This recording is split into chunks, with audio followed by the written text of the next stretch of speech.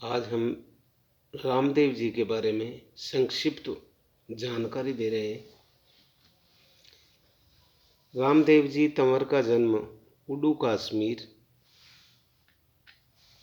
तहसील शिव, जिला बाड़मेर में राजस्थान में हुआ था।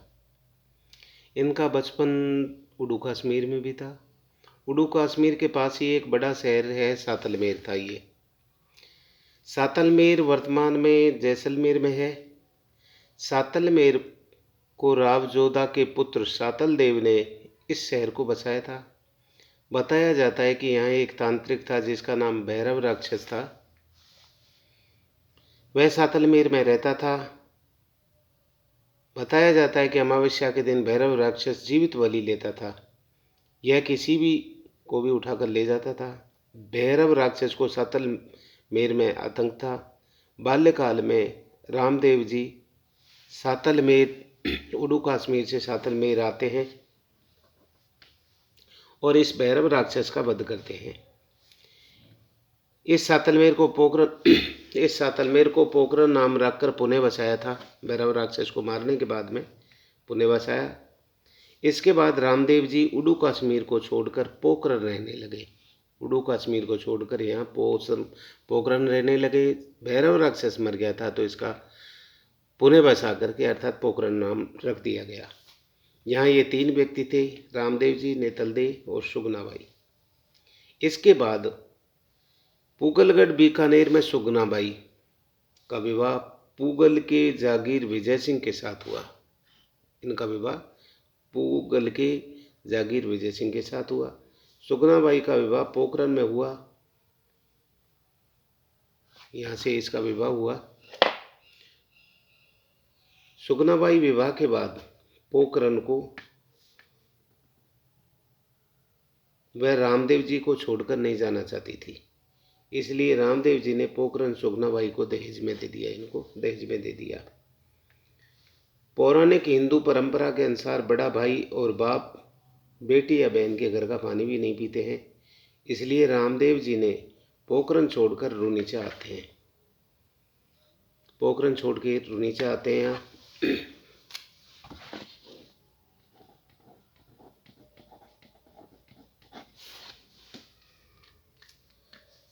रुनीचा आते। रुनीचा में यहाँ प्रवेश से पहले एक पीपल के वृक्ष के नीचे बैठते हैं। जब वहाँ बैठे थे तो एक छोटी सी बालिका रोती हुई रामदेव जी के पास आती है। रामदेव जी ने उससे रोने का कारण पूछा तो उसने कहा कि मैं मेघवाल जाति की हूँ और रुनीचा में ऊंच नीच का भेदभाव अधिक है, इसलिए मुझे रुनीचा से निकाल दिया गया है। तब रामदेव जी ने डालीबाई को धर्म बहन बनाया। रामदेव जी ने डालीबाई को धर्म बहन बनाया और रुनीचा में गए। रुनीचे में जातीय भेदभाव बहुत अधिक था। रामदेव जी ने इस भेदभाव को समाप्त करने के लिए यहाँ कामड़िए पंथ चलाया। अछूतों के साथ जो भेदभाव होता था उसको समाप्त करने के लिए रामदेव जी ने यह पंथ चलाया था। रामदेव जी की शिष्या आई माता ने कामड़िए पंथ से प्रभावित होकर एक पंथ चलाया जो बिलाड़ा जोधपुर से चलता है।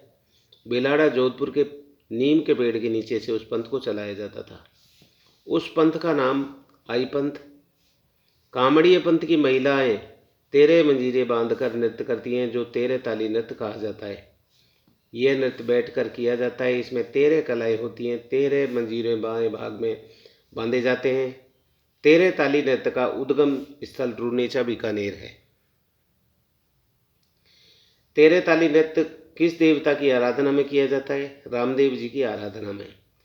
मेघवाल जाति के जो भक्त होते हैं उनको दिखिया कहा जाता है। रामदेव जी ने एक पुस्तक लिखी जिसका नाम 24 वानियाँ है। रामदेव जी के मंदिर को देवरा कहा जाता है। रामदेव जी के चरणों पगलियों की पूजा होती है। इनके मंदिरों में 5 रंगों के ध्वज फहराए जाते हैं जिन्हें नेजा कहा जाता है। रामदेव जी के कपड़े से निर्मित घोड़े चढ़ाए जाते हैं। इनके पास 5 पीर मक्का से आए। 5 पीरों पैगंबरों ने इनके चमत्कारों को देखकर रामदेव जी को कहा कि हम तो पीर हैं लेकिन आप पीरों के पीर हैं। इनके 3 भक्त थे, रत्ना राय का, लक्की बंजारा और हरजी भाटी थे। रामदेव जी की समाधि से एक दिन पहले डाली बाई ने भी समाधि ले ली थी। 1458 भाद्रपद शुक्ल पक्ष में, 1458 भाद्रपद शुक्ल एकादशी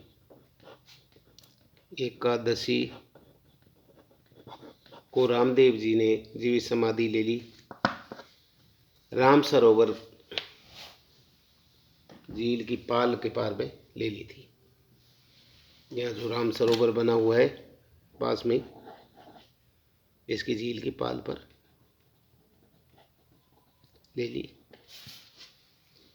ये मैंने रामदेव जी के बारे में संक्षिप्त जानकारी जो मुझे अतिथि हमको बताया, यदि आपको सहायक हो, ये मेरी कामना है। जय रामदेव जी बाबा।